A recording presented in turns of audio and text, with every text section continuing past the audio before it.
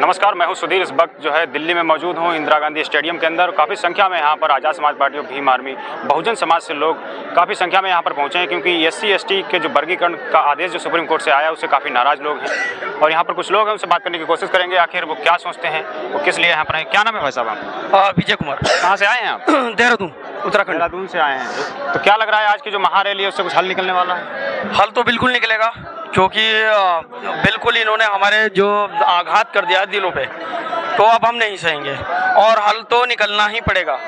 तो हम बहुत तादाद में जब इकट्ठे हो जाएंगे तो शासन प्रशासन और जो अंधी बैठी हुई जो ये राजनीति है, इसको हमने बदलना है और जवाब देना है। और जवाब जब देना पड़ता है तो रोड पे आना पड़ता है। और भाई चंद्रशेखर के नेतृत्व में जो आज हम ये महारैली का आयोजन किया है, इसमें हमें बदलाव की आशंका पूरी 101% है।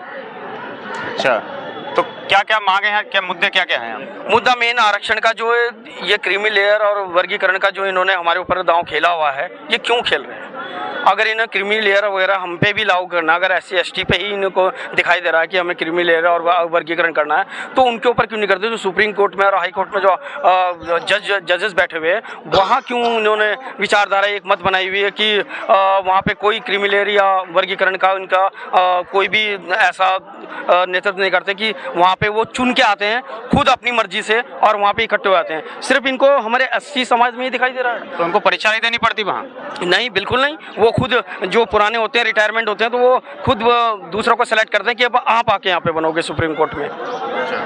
तो ये चीज़ अगर आप वहाँ पे इस तरह से, मतलब हमारे में दिखाई दे रहा, हम आरक्षण ऐसे नहीं ले रहे। जब पढ़ाई कर रहे हैं, पढ़ाई के बेस पे जो ऊपर जा रहे हैं, तब आरक्षण का लाभ मिल रहा है, ना कि डायरेक्ट हमें आरक्षण मिल रहा है। कहा जा रहा है कि जो है कुछ जातियों ने ज़्यादा मतलब जो है आरक्षण का लाभ ले लिया है। नहीं, ऐसा कुछ नहीं है। असल में क्या है कि इन्होंने जातियों के अंदर जो जाति हैं वो बहुत ज़्यादा हैं, और एक सीमित 19% जो इन्होंने हमें आरक्षण दिया है, उसके अंतर्गत ही बस कोशिश कर रहे हैं कि एक जाति या दो जाति वो मिलकर अगर अपने आप को पढ़ाई की ओर लेके जा रही है तो आरक्षण का लाभ मिल रहा है, ना कि ऐसा कि एक जाति को ऐसे ही सौंप दिया जा रहा है।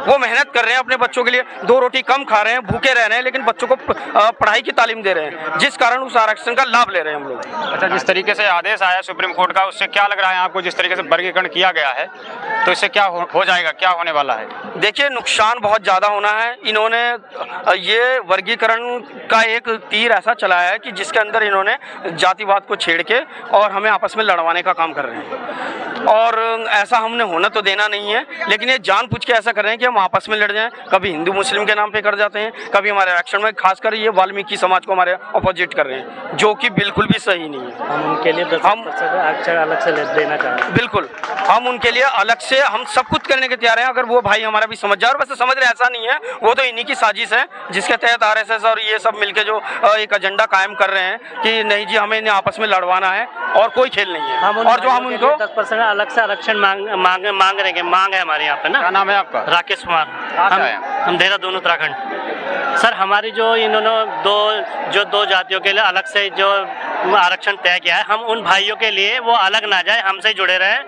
हमने उनके लिए एक मांग की है कि 10% हम अपने जो संविधान है उनमें से ना, कोटे में से ना वर्गीकरण नहीं करवाएंगे, अलग से उन भाइयों के लिए। मतलब जिस तरीके से EWS लागू हुआ, हाँ जी, हम अलग से उनके लिए 10% आरक्षण के लिए मांग करेंगे यहाँ पे सरकार से। और हमारी कोई मांग नहीं है उन भाइयों के लिए। वो भाई, हम उन भाइयों के लिए से ये निवेदन करते हैं कि वो वाल्मीकि भाई या कोई भी अदर जिनके लिए ये रूल निकाला गया है, वो हमसे जुड़े रहे, और हम उनके लिए हमेशा के लिए दुख तकलीफ में तैयार रहेंगे, और उन भाई के लिए